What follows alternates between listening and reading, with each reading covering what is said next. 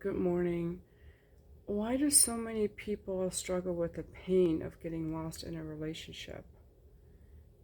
When I think about the greatest pains I ever experienced in my life, it was always around the loss of a relationship, like a man I wanted that I couldn't have, or a man that was emotionally unavailable. And fortunately, those times in my life have been few, but they were intensely painful. And again, I'm reflecting on someone that I really liked a few months ago that didn't like me back in the right way. And so I've been really thinking about, my own inner self and where I abandoned myself. I realized something yesterday watching something on YouTube. It's that when we were still living in tribal societies, and that would have been before the age of agriculture, when we lived in tribes of less than 100 people, like usually 50 to 75 people. We lived in tribes, and if you read Sex at Dawn, it's a really great book. We we are or our survival depended on cooperation and equal sharing of everything.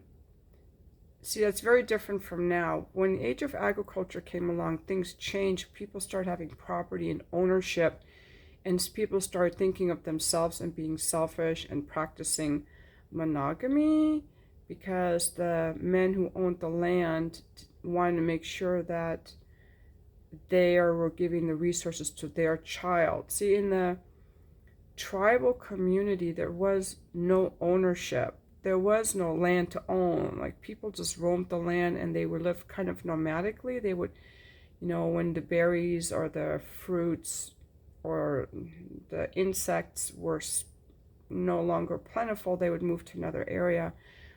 Your survival depended on cooperation. So if you caught a deer, you would share it with the whole tribe, because it might be a couple more years before you catch another deer. I might be exaggerating. So the next time you're hungry, the other guy might have caught the deer and he's going to share it with everyone. The men did the hunting and the women did the gathering. I think what a lot of people don't realize is that women were the main providers of the calories, because the men hunted, but they didn't catch something every day. They would go long periods without catching anything. So the daily food would come from what the women gathered. That would be berries, nuts, seeds, insects. I'm not really sure what else. I'm not like an expert on human history. So in that tribal age also, they shared everything. And I don't know if internally they felt any jealousy. I don't know. That would be interesting to know. I don't know if there's any way to know how they felt. If they thought, this is so unfair, this is mine, like little kids naturally think. But they did share everything, and they also shared each other. The people would have sex with each other. They didn't couple off. Maybe they did couple off a little bit, but people knew each other very well. They weren't having sex with strangers. They were having sex with people they had known their whole lives, that they probably really trusted, the people that had their back. There was no thing of a guy ghosting you, you know. And so this quality of being very giving and thinking first of the tribe rather than yourself, that's what I'm getting at, was actually really beneficial. I think that it was required that you put the group above yourself. It's a selfless group mentality, and that reminds me often of how, when you're part of a group, yes, you have your own boundaries, but the welfare of the group comes first. It's kind of like being a member of a family. As a mother, you might be really tired, but you still make dinner for the family. You might, you might not want to feel like picking your kids up from school, but you do it. The welfare of the family comes first, and then the welfare of the group. If the group is happy, it benefits you. There's a group mentality involved. Now, from listening from Eckhart, now another point I want to make about this, from listening to Eckhart Tolle, he talks about as humans evolved that the ego started to come into play, that we didn't have an ego, and this mind made sense of self. I don't know at what point that came in, but as humans keep evolving, as the world is waking up, I'm just wondering if there's this shift from having to sort of abandon ourselves in the name of the group, which is a form of love. It's a form of love to the group, even though maybe I've abandoned myself. I had to do it for survival, for the greater good. And so that was maybe something that was really ingrained, maybe biologically or socially in people. And then now in the age of individualism, and in this age where we have this an ego also, we are required to love ourselves. And see, when I put the group above me, then that's above me. I haven't loved myself. So now we have to develop this ability, this probably new ability. I'm just guessing, I'm just making up a theory here. This new ability to love ourselves before we love the group, if there even is a group anymore.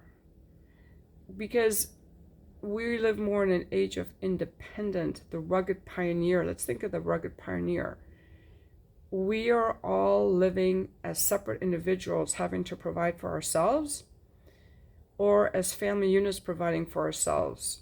You know, the sense of tribal community is pretty much gone. You know, we're in a world of billions of people, all accessible on our social media. We don't have the sense of close-knit group who's got my back. And so it's been a difficult transition as we're forced to wake up and to love ourselves first before we love other people. And that's why I think so many people overgive. It could be a reason why so many people overgive. Not that they're bad, but because that was how we survived. And certainly as children, that's how we survived. Certainly as children, we did survive by overgiving, being compliant, people-pleasing, suppressing our feelings, numbing our feelings, not even knowing if we were entitled to feel a certain way, because we were rewarded as children for doing what our parents wanted. So their feelings were paramount. To more or lesser extent, depending on your family, their feelings were paramount. But now as adults, we have to enliven those parts of ourselves that we didn't need back in the tribal days, or that we had to repress as children to get along, you know, in a system where we had no power, really. No power. And so that's why this idea of loving ourselves is foreign. Like, we don't know how to do it. We don't know how to do it. Our parents didn't teach us. The teachers didn't teach us. Religion didn't teach us. The politicians don't teach us. Now, fortunately, there are healers that are teaching us. I'm not claiming to be one of those people. I'm myself, I'm working on this. It's called inner child healing. It's the whole idea of loving who we are. And all that really means is just noticing when we're repressing parts of ourselves, parts of our gifts, such as your sensitivity, your curiosity, your playfulness. Maybe your parents wanted you to be really serious. You know, your introversion, maybe you were scolded for being too introverted. Or even our feelings that weren't allowed in our childhood, or that maybe were not welcome back in the tribal days. Certain feelings such as anger, jealousy, you know, repressing them. They're still there. It just takes a lot of energy for the subconscious mind to repress them. So it's all about just feeling those feelings, just feeling who we are, and then also just being loving towards our feelings and towards ourselves. Instead, what people usually do is they punish themselves, like, oh, you know, why did I do this? Or I'm such an idiot, or, you know, all this negative self-talk, instead of just being loving to themselves, because they think if they're loving to themselves, they're going to be, somehow their life will be made worse, is what people kind of believe. Or they feel unworthy of loving themselves because, hey, God doesn't love me. I've been bad. Santa doesn't love me. So, how can I love myself when I'm not perfect?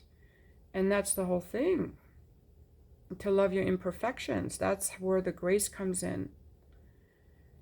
I think that I just want to make this video to say that I don't think that it's anything to blame people when they're overgiving. It just is a natural part of human evolution.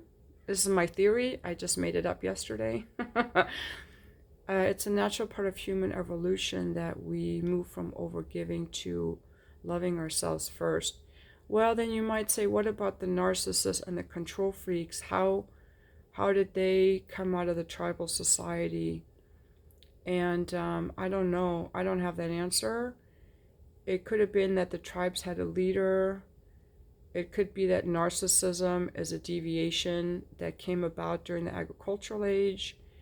That people, when their ego came in, didn't know how to be loving in that power. I do know from a little bit that I know about human development or psychology, that whether you're a narcissist or a codependent, it's all a repression of loving yourself. That both these types are disconnected from themselves, but the narcissist more is someone who's really wounded. And maybe that was made more possible by the development of the ego, which according to Eckhart Tolle, there was no ego a long time ago, so we didn't really have that free choice to be this way or that way. Maybe narcissism is a result of the ego, but I don't know. I don't have all the answers.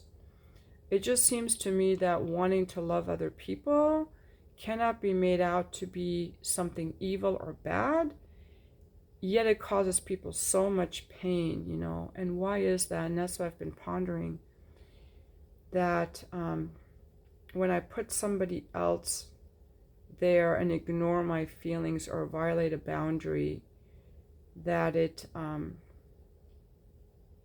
that's an overgiving, and that's not healthy, and it causes the overgiver to be resentful. But see, if I were overgiving in a tribal society, it wouldn't matter. I would probably maybe be a favorite of the tribe. I would be rewarded for that. But in the age of individualism, I'm not. So it's incumbent upon us to make these changes. We don't have war now, or famine in general, or a massive disease. I'm not counting COVID as a massive disease. But we have the challenge, different challenge, an internal challenge, that we have to wake up and we have to love ourselves. And so what you can do right now is think of something about yourself that you absolutely hate.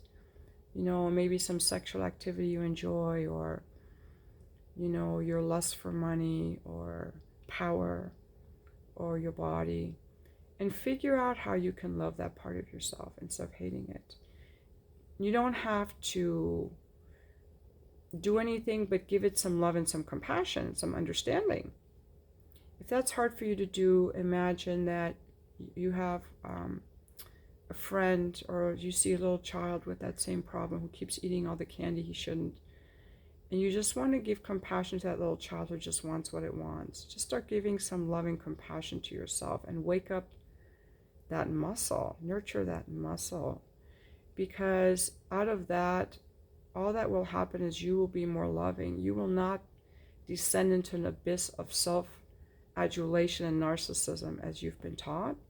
You will actually open to love.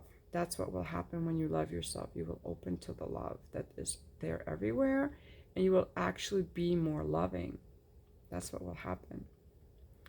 And I'm wearing this super nice terry cloth bathrobe. Thanks for watching my video.